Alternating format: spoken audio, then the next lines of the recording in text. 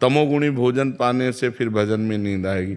बासी नहीं पाना, बहुत लाल मिर्च नहीं पाना, बहुत तेल के नहीं पदार्थ पाने, और ये अभक्ष पदार्थ जो त्याज्य हैं उनको नहीं पाना। इससे सतोगुण बढ़ेगा, सतोगुण से नींद नहीं आएगी। नींद आती है तमोगुण से। निद्रा आलस्य प्रमादोत्तम तत्तामस मुदाहरतम। तमोगुण से ही नींद, आलस्य और प्रमाद की उत्पत्ति होती है, वही हमें परेशान करता है। तो सतोगुणी भोजन पावें और थोड़ा भोजन पावें।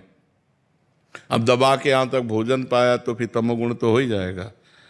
अगर हमारा 8 रोटी से काम चलता है तो हम 5 रोटी में लावें धीरे धीरे।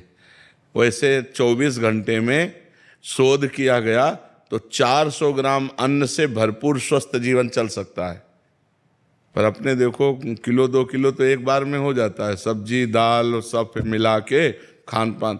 अब पानी चाहिए, जैसे हम 1 किलो अन्न पाए तो हमें 2 किलो पानी चाहिए, उसमें डबल पानी तो हमें चाहिए ना। और फिर वायु के लिए जगह चाहिए। पेट में थे, अब पेट में दबा के अन्न नहीं भर लिया, फिर पानी तो ऊपर सांस फूल रही है और भजन में मन नहीं लगेगा, प्रमाद स्थिति। अल्पाहार, थोड़ा भोजन पाए, अच्छे से जल जितनी आवश्यकता है 3-4 लीटर 24 घंटे में तो जल चाहिए ही, और वायु के लिए जगह खाली रहनी चाहिए, तो साधक साधना कर सकता है। नहीं तो अब होड़ लगाकर भोजन पाने वाले हैं कि हम तो भी भजन नहीं होगा। जिसका भोजन नीरस उसका भजन सरस, और जिसका भोजन सरस उसका भजन नीरस। पक्की बात समझ लो। भोजन में बेस्वाद पाना चाहिए, दाल रोटी सब्जी उसमें कोई स्वाद, लेकिन स्वाद नाम में लेना चाहिए, राधा राधा राधा, तब स्वाद आएगा। अब अभी तो भोजन और भोग ये 2 पिंड नहीं छोड़ रहे, रसेंद्री और जनेंद्री के भोग यही पिंड नहीं छोड़ रहे। तो खूब नाम बढ़ाओ आगे, धीरे धीरे ठीक हो जाएगा। अनिल जी गुरुग्राम से। राधे राधे। महाराज जी आपके चरणों में कोटि कोटि प्रणाम। महाराज जी कृपया बताएं कि भक्ति को बढ़ाने के लिए कितना इंसान का सामर्थ्य है और कितना प्रभु कृपा का योगदान है। जितनी श्वासें हैं और जितना हमारा प्रयास भगवान ने हमें प्रयत्न दिया है कि हम कर सकते हैं, वो भगवान जानते हैं और आप जानते हैं। भगवान ने आपको दिया है इसलिए वो जानते हैं, आप में जितना है वो आप जानते हैं। क्या नाम जपने के लिए किसी ताकत की जरूरत है?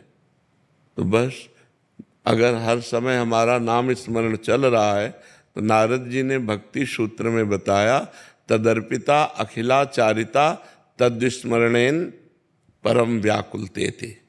ये भक्ति का लक्षण बताया। नवधा भक्ति तो है, लेकिन उस भक्ति में विशेषता क्या है? बोले तदर्पिता अखिलाचारिता। जितने आचरण हैं, जितने कर्म हैं, वो सब भगवान की प्रियता के लिए और भगवान को समर्पण करने के लिए।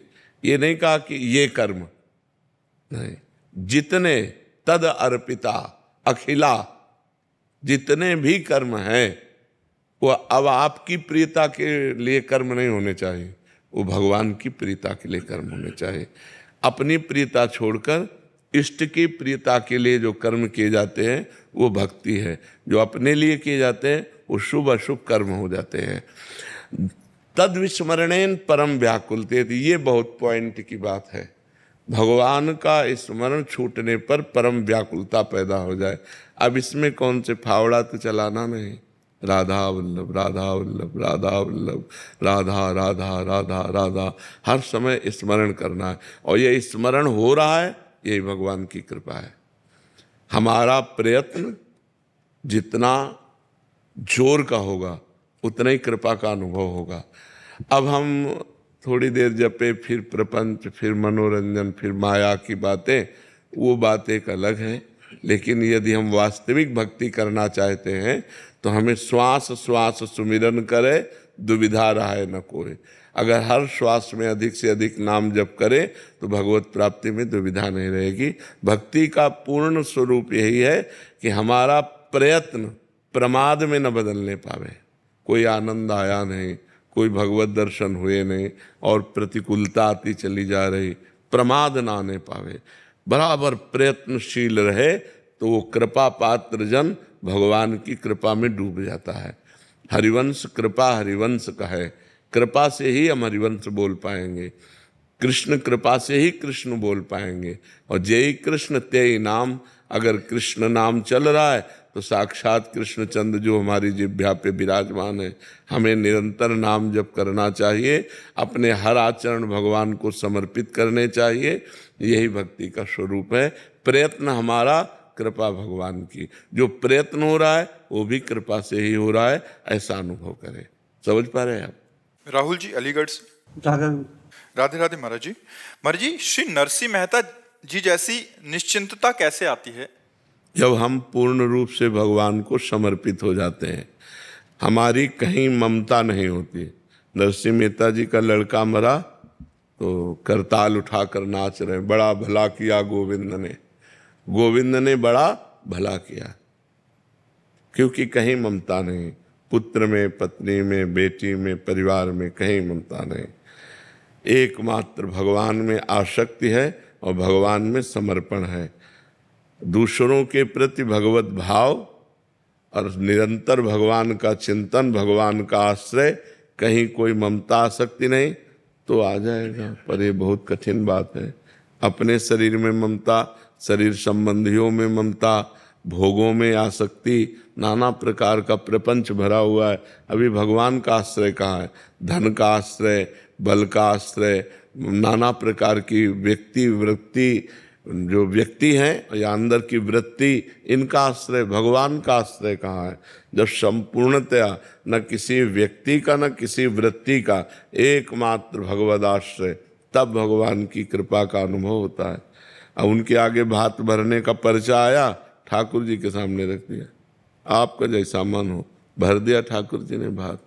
उनके बेटे का ब्याह था, उनका हमसे नहीं होने वाला, आप जानो, हमें आपका भजन नहीं छोड़ना है, आप जान। तो भगवान ब्याह में थे, नरसिंह मेहता के बेटे के ब्याह में भगवान स्वयं थे।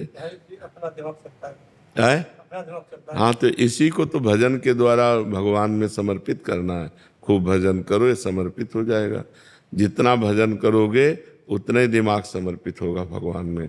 और भजन, हमने तो मांस छोड़ दिया है, पर हमारे माता पिता बोलते हैं कि बलि देनी पड़ेगी तो देवताओं पे, और जब मकान बनाते तो भी देते नहीं नहीं, ये सब मूर्खता है बच्चा, ये सब मूर्खता है। नहीं दोगे तो अमंगल हो जाएगा आपका। हम जो तुम्हें बात कह रहे हैं, किसी भी पशु की बलि देने से अगर कहीं मंगल होता हो, हिंसा करने से, ये मूर्खता है, ये मूर्खता है। नाम जप करो, भगवान नाम कीर्तन करो और पशु पक्षियों की भी सेवा करो, तुम्हारा परम मंगल हो जाएगा। हमारा ज्ञान आप पूरी तरह। हाँ, बस आप हिम्मत रखते रहना, आप मत करना, आप बस अपने को बचा लो। देखो, पिता हिरण्यकश्यप था, लेकिन प्रहलाद जी का विरोध किया, भक्ति का विरोध किया, तो प्रहलाद जी ने दैत्यराज करके संबोधन किया, पिताश्री नहीं। तजु पिता प्रहलाद विभीषण बंधु भरत महातारी। ये बहुत पूर्व जन्म के किसी अशुभ संस्कार का फल मिलता है कि ऐसे माता पिता मिलते हैं जो आसुरी प्रवृत्ति के होते हैं। वहीं घर में रहो, लेकिन आपको असत कार्य नहीं करने, इतने कमजोर नहीं बनना, बिल्कुल नहीं बनना कि हाँ, बिल्कुल नाम जप करो, भगवान तुम्हें सामर्थ्य देंगे। नाम जप करो। कुमार सत्यम जी। राधे राधे। राधे राधे महाराज जी। महाराज जी, मैं भजन गायक हूँ महाराज जी। महाराज जी, मैं समाधान चाहता हूँ कि अगर विवाह की इच्छा ना हो तो विवाह करना चाहिए घर वालों के? नहीं करना चाहिए, नहीं करना चाहिए। यदि हमारी इच्छा नहीं है, तुम किसी दूसरे को अपने बंधन में बांध करके पीड़ा देना ठीक नहीं है। क्योंकि दूसरा तो आपको पति भाव से स्वीकार करेगा, तो वो अपनी इच्छा कुछ रखता है। अगर आप उसकी इच्छा पूर्ति नहीं करेंगे तो उसका तो जीवन बाधित हो गया ना। तो आपको है कि हमें आजीवन ब्रह्मचर्य रहना है, तो आप अपनी रुचि माता पिता से व्यक्त कर सकते हैं। किसी के जीवन में खुलवाड़ नहीं करना चाहिए कि हमें कोई दबाव करके किसी लड़की से ब्याह करा दे और हमारी रुचि है नहीं, हम उसको प्यार दे ना पाएँ तो उसका जीवन व्यर्थ चला जाए। तो ऐसा नहीं करना चाहिए। अपने माता पिता की प्रियता के लिए किसी की प्रियता को नष्ट ना करें, किसी के जीवन को बर्बाद न करें, खुला अपना जीवन रखना चाहिए। सुनील कुमार गुप्ता जी। हरे कृष्णा महाराज जी। महाराज जी, अपने गुरु के प्रति श्रद्धा को कैसे बढ़ा सकते हैं अपन? जितना भजन करोगे उतना हृदय पवित्र होगा, उतना ही गुरुदेव से प्रेम होगा। भजन से प्रेम होता है। गुरुदेव कोई सांसारिक व्यक्ति नहीं है कि किसी सांसारिक संबंध में जैसे अपनापन होता है वैसा अपनापन गुरुदेव से हो नहीं। भजन करने से गुरु साक्षात परब्रह्म तस्मै श्री गुरुवे नमः, गुरु परब्रह्म है ये भाव आने लगेगा। जितना गुरु प्रदत्त नाम जप करोगे, गुरु मंत्र जप करोगे, उतने गुरु से प्रेम होगा। जितना पवित्र आचरण करोगे उतने गुरु से प्रेम होगा। जितना संत वैष्णव से निरपराध रहोगे उतने गुरु से प्रेम होगा। कहीं भी अपराध किया जाए वो गुरु के पास जाता है। जब हम किसी वैष्णव संत का अपराध करेंगे तो हमारा गुरु से संबंध खट्टा होने लगेगा। अगर हम वैष्णव संतों की पूजन करेंगे, भावना करेंगे, खूब नाम जप करेंगे तो हमारा गुरुदेव भगवान से प्रीति होने लगेगी, क्योंकि सबके हृदय में गुरुदेव भगवान विराजमान है। अखंड मंडलाकारम व्याप्तमेन चराचरम तत्पदम दर्शितमेन तस्मै श्री गुरुवे नमः। सब में गुरुदेव विराजमान है। किसी का अपराध न बने, खूब नाम जप करो, पवित्र आचरण, तो गुरुदेव से प्रीति हो जाएगी, गुरुदेव से प्रेम हो। गुरुदेव से प्रीति हुई तो भगवान से प्रीति हो गई। गुरु और भगवान दो थोड़ी है, गुरु गोविंद न भेद कराए जी। ऋषभ त्यागी जी, राधे राधे। राधे राधे महाराज जी। महाराज जी, क्या नाम जप ही पूरी पूजा है? संपूर्ण आराधना नाम जप ही है। निरंतर नाम जप हो। कलयुग केवल नाम आधारा, सुमिर सुमिर नर उतरे पारा। और कोई पूजा बने न बने, कल के सत्संग में था first last and latest discovery. भाई जी हनुमान प्रसाद पोद्दार जी कह रहे first last and latest discovery. मेरी पहली, अंतिम और वर्तमान की खोज है कि एकमात्र केवल नाम का आश्रय ले ले, उसे निश्चित भगवत प्राप्ति हो जाएगी, निश्चित भगवत प्राप्ति हो जाएगी। और गोस्वामी तुलसीदास जी भी कह रहे हैं, भरोसो जाहि दूसरो सो करो। किसी का मन आवे किसी साधन पे भरोसो करो। मेरे तो राम नाम दो आखर, राम ये दो अक्षर मेरे माई बाप है, मेरा सब कुछ है, इसी से सब कुछ प्राप्त हुआ है। तो भगवान नाम जप ही संपूर्ण पूजा है। यदि नाम जप हो रहा है और कोई पूजा नहीं हो रही तो संपूर्ण पूजा हो रहा है। अगर और पूजा हो रही, नाम जप नहीं हो रहा तो अधूरा है। नाम जप है अंक और सब सेवा साधन शून्य है। जैसे एक लगा के शून्य तो 10, फिर शून्य तो 100, फिर शून्य तो 1000। ऐसे नाम जप करते हुए सेवा साधन जो भी करो, व्यापार नौकरी, सब 10 गुना फल देने वाला होगा। अगर नाम जप अंक है, अंक हटा दो तो 0 0 0 0। समझ पा रहे हो? इसलिए संपूर्ण सेवा पूजा भजन नाम है। अगर नाम जप हो रहा, इससे बड़ी कोई पूजा नहीं, इससे बड़ा कोई यज्ञ नहीं, इससे बड़ा कोई तीर्थ स्थान नहीं, इससे बड़ा कोई दान नहीं। सब कुछ यही है नाम जप। नाम के समान नाम ही है, इसकी समानता में दूसरा कोई नहीं है। राहुल जी दिल्ली से, राधे राधे महाराज जी। राधे राधे महाराज जी। महाराज जी आप लिख रहे हैं कि ये सबका सामान्य प्रश्न भी है कि दुख की पीड़ा से बाहर नहीं आया जाता। महाराज इसका क्या कारण होता है कि जैसे वो बहुत समय लग जाता है वापिस आने में? महाराज जी विवेक की कमी और मन का मलिन होना। अगर विवेक प्रवीण हो तो 1 सेकंड में काट दे, तो प्रवीण विवेक हुआ नहीं, बुद्धि में विवेक हुआ नहीं, केवल बुद्धि है।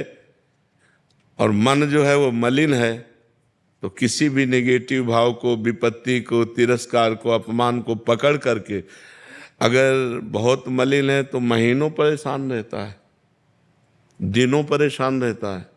साधक है 5 मिनट में काट दिया, और प्रवीण तो 1 मिनट में काट दिया, और प्रवीण तो स्वीकार ही नहीं किया, मस्त एकदम। तो ये विवेक सत्संग से होता है। बिन सत्संग विवेक न होई, और राम कृपा बिन सुलभ न। बिना भगवान की कृपा के सत्संग नहीं मिलता, और बिना सत्संग के विवेक नहीं होता। अगर विवेक हो जाए बुद्धि में और नाम जब चल रहा है तो मन की मलिनता नष्ट हो जाएगी, वो दुख को पकड़ेगा ही नहीं, वो सुख में ही रहेगा। अगर हमारा मन भगवान के चिंतन में है, शरीर में दुख है या परिस्थिति दुखद है, तो हम उसको क्रॉस कर जाएंगे। अगर हमारा मन भगवान में नहीं है तो उसी में डूब जाएंगे, उसी में परेशान हो जाएंगे। तो लोग भगवान का आश्रय तो लिए नहीं, भजन करते नहीं, तो सुख आया तो फूल गए, बोले नहीं उनके लड़का हुआ है, ठीक है। हुआ, हर्षित हुए, पधार गया, अब हाहाकार मचा, रोना शुरू। ये तो नियम है संसार का, सुख और दुख। तो जब सुख आवे तो ज्यादा फूले नहीं, तो दुख आवे तो फिर उसमें डूबेगा नहीं। तो हम कह रहे हैं कोई उत्सव मनाओ, कोई भगवत कार्य करो तो नाम कीर्तन, भगवान का यश कीर्तन, भगवान की कथा वार्ता और भक्तों की सेवा, तो तुम्हारा जीवन सार्थक हो जाए। तो अपवित्र मन दुख को पकड़ता है और पवित्र मन सुख को, भगवान के सुख को पकड़ता है। भगवान का सुख ऐसा है जो सांसारिक सुख दुख से निवृत्त कर देगा। अब जैसे कोई लाभ मिला तो तत्काल विवेक काम करता है, इतने से क्या होगा और ये कितने दिन टिकेगा, तो उसमें फूलन नहीं होती। नहीं तो संसारिक आदमी एकदम फूल जाता है, अरे लाभ मिल गया, अच्छा हानि हुई, कितनी देर टिकेगी? जब सुख नहीं टिका तो ये कितनी देर टिकेगी? हम डट कर इससे लड़ते हैं और इस विपत्ति से, इस दुख से, इस हानि से हम परास्त नहीं होंगे, क्योंकि विवेक काम कर रहा है और विवेक सत्संग और नाम जप से होता है। तो नाम जप और सत्संग करो जिससे तुम्हारा मन पवित्र रहे, दुख का स्पर्श ना करे। दुख जो है वो माना हुआ है, दुख है नहीं, दुख माना जाता है, दुख की मान्यता है, नहीं तो दुख है नहीं। सुख है, सुख है।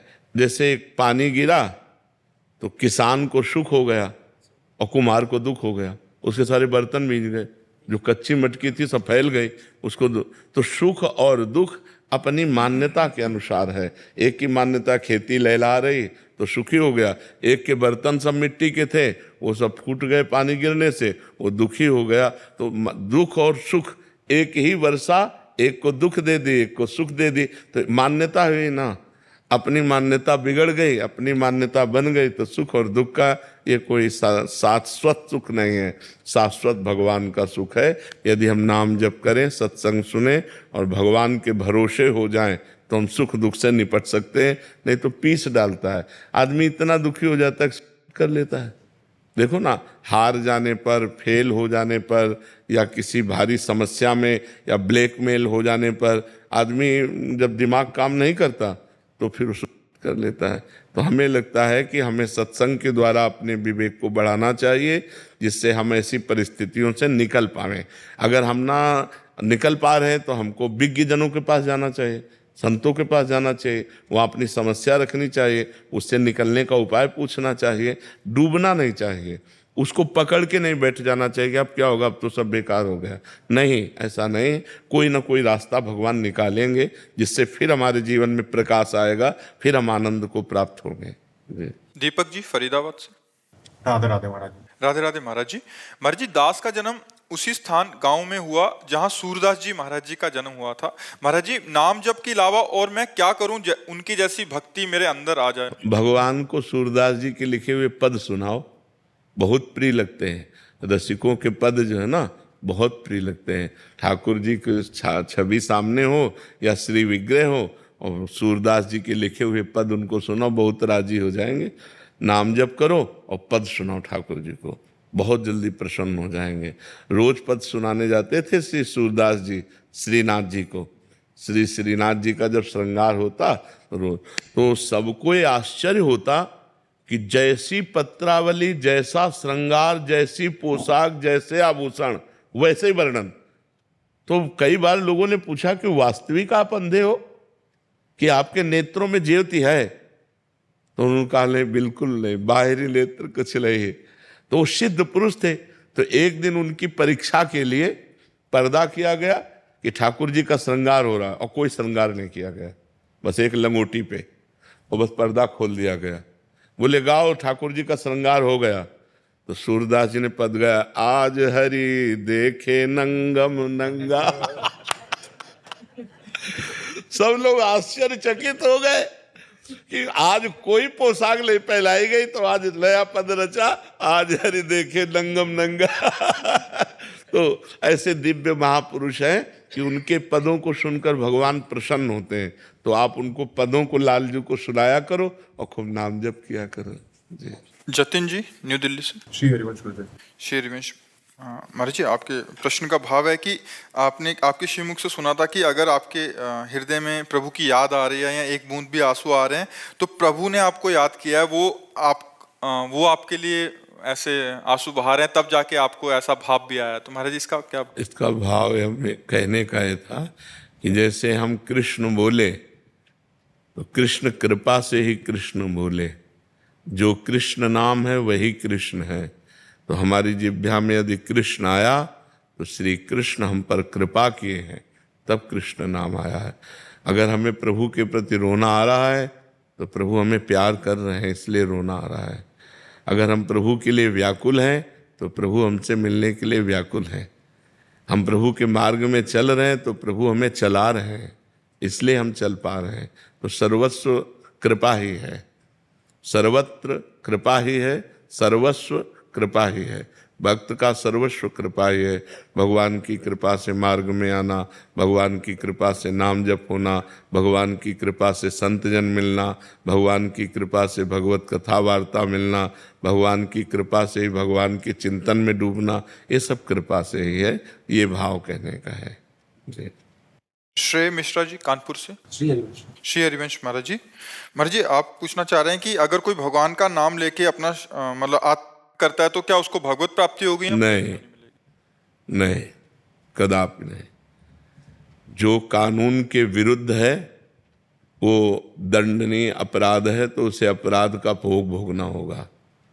कहीं भी हमारे शास्त्र में या भारतीय कानून में आत्महत्या करने की स्वीकृति नहीं है, स्वीकृति नहीं। अगर आप आत्महत्या करते हुए, उपाय करते हुए पकड़े जाए तो आपको सजा होगी।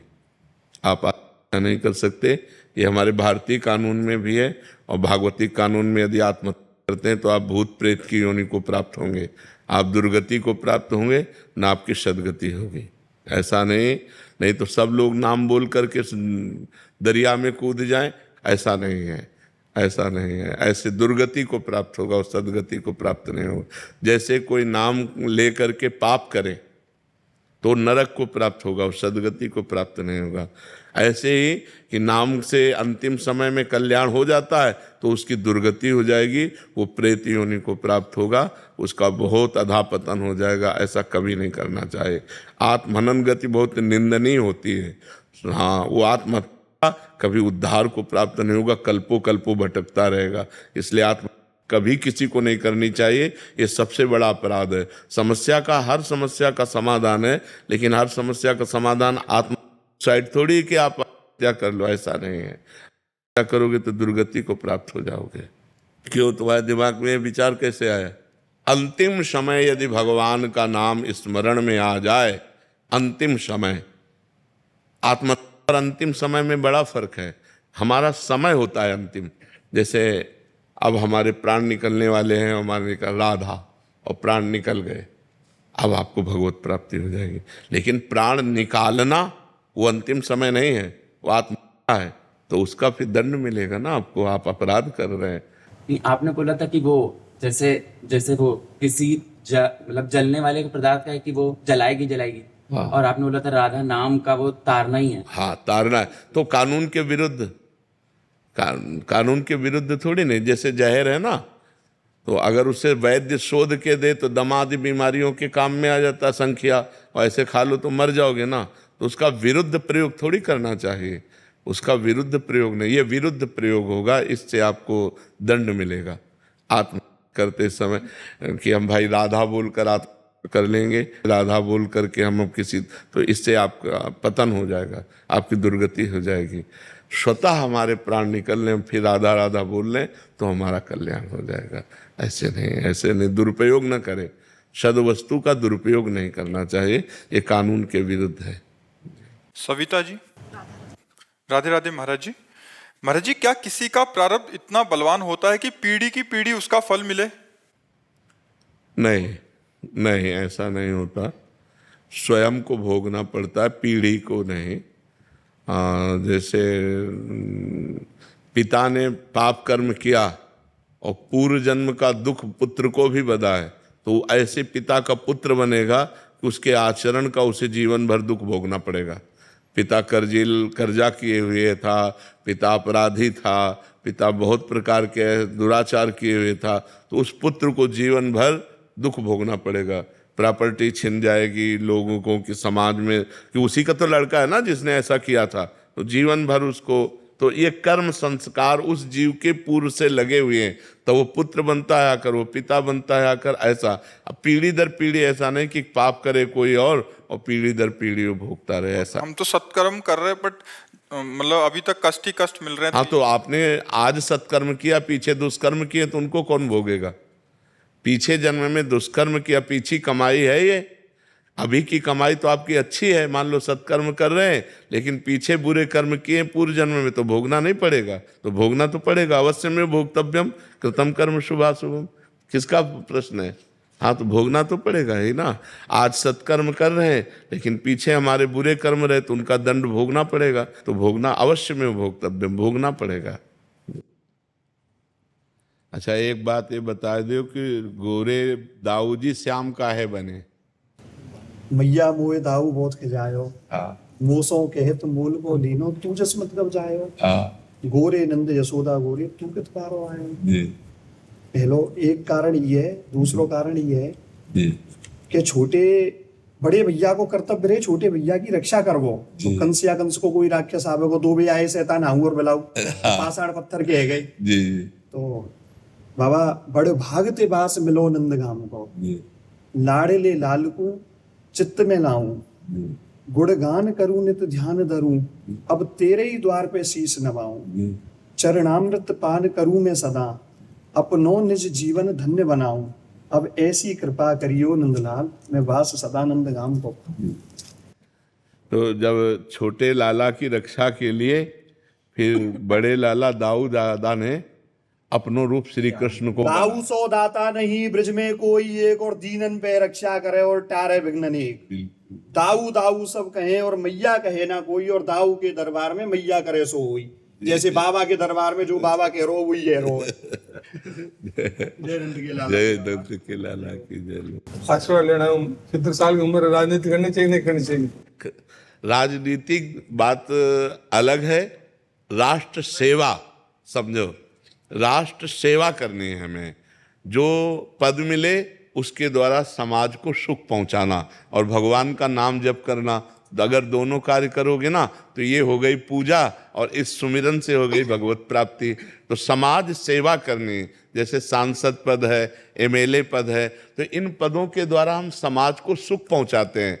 राष्ट्र सेवा हम कर रहे हैं, हम अपने देश की सेवा कर रहे हैं, अपने नगर वासियों की सेवा कर रहे हैं, भगवान का नाम जप कर रहे हैं। और देखो, आप जैसे इतनी आयु है तो आपको अनुभव भी है, तो आप नौजवानों को सतमार्ग देना, समाज को सुख पहुंचाना, ये जरूरी है। अगर आप जन न करेंगे तो नौजवानों की बुद्धि तो बेविचार और व्यसन में फैल रही है, बेविचार व्यसन में फैल रही ना, बॉयफ्रेंड गर्लफ्रेंड, ये दुनिया के लिव इन रिलेशन गंदगी में फैल रही, नशा पी रहे हैं और नशे की जरूरत के लिए हिंसा कर रहे हैं, चोरी कर रहे हैं। तो आप जैसे विवेकी जन समाज को सुधारिए, यही सबसे बड़ी सेवा है, और खूब नाम जप कीजिए।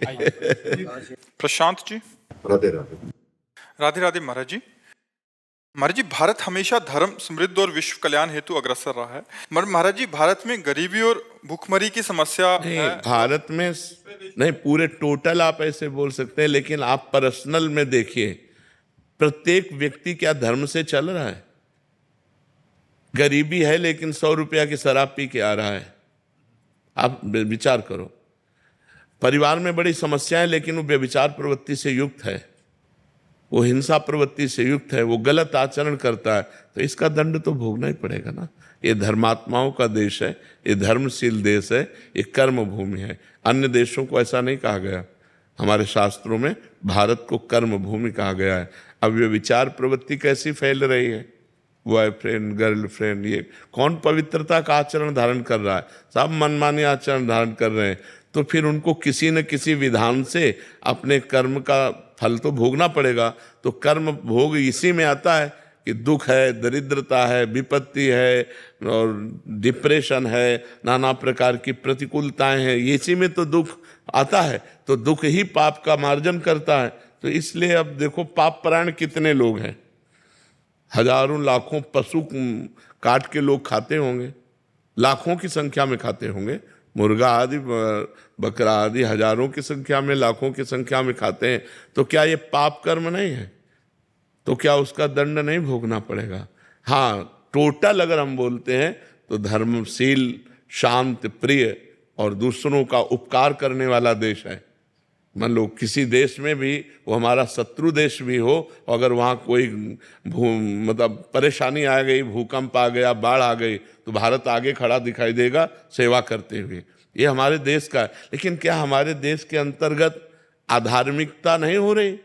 क्या पाप नहीं हो रहे? कितने बड़े बड़े पाप हो रहे हैं, कितनी अधार्मिकता हो रही, तो क्या उसका दंड नहीं मिलेगा? तो उसका दंड मिलने के लिए यही सब है, दरिद्रता, प्रतिकूलता, विपत्ति, नाना प्रकार की मानसिक और शारीरिक रोग समस्याएं, वही सबको भोगनी पड़ रही है।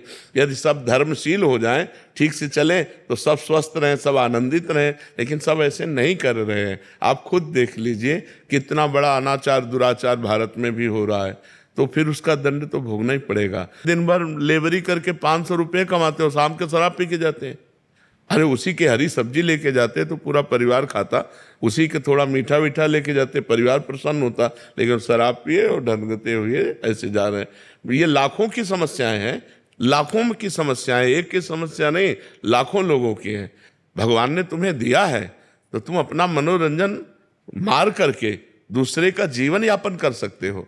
हजारों ऐसे हैं जो बीमारी से परेशान है और अर्थ की अव्यवस्था है, और तुम 50,000 फूंक रहे हो। भगवान ने तुम्हें दिया है माना, तो तुम 50,000 मनोरंजन में फूंक रहे हो। यदि उनको दे देते तो गरीबों के घर बस जाते।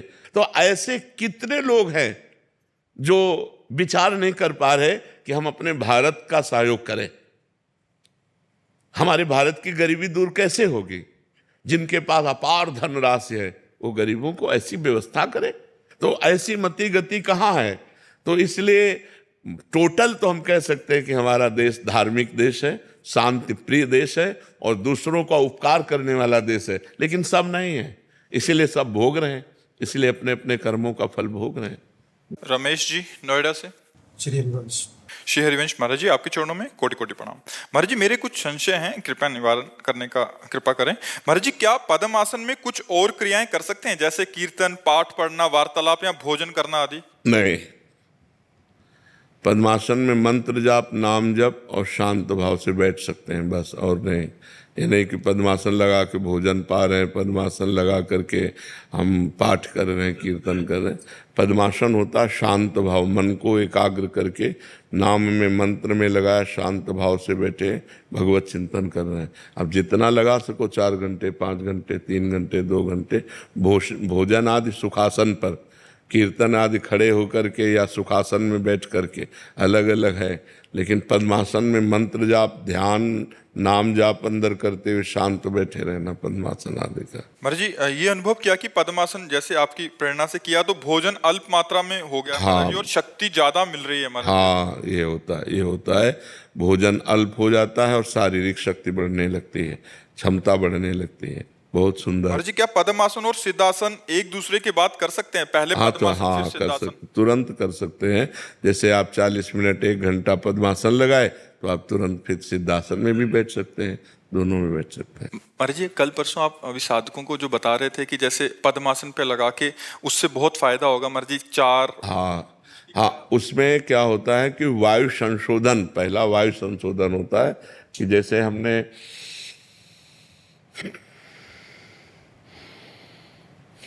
ये 2 बार हुआ, ऐसा 10 बार करे आसन में बैठ करके, ये वायु संशोधन हुआ। फिर अगर 4 बार प्राणवायु को नाम लेते हुए घसीटे और 4 चौको 16 बार बीच में रोके और 8 बार निकाले, इसे प्राणायाम की प्रथम पद्धति कहते हैं। इससे बहुत लाभ मिलेगा, शरीर स्वस्थ रहेगा और भजन में मन लगेगा। और महाराज जी, ये मतलब 10 बार एक साथ करना है महाराज जी? हाँ, 10 बार एक बार, पर अभ्यास करने के लिए 1-1, 2-2 से शुरू करें। गृहस्थ आश्रम में भी कर सकते हैं? आराम से कर सकते हैं, बहुत सरल है। मतलब 2 प्राणायाम कर ले, फिर 3 कर ले, फिर 4 कर ले, धीरे धीरे 10 की संख्या में पहुंचे। पर वो स्वास्थ्य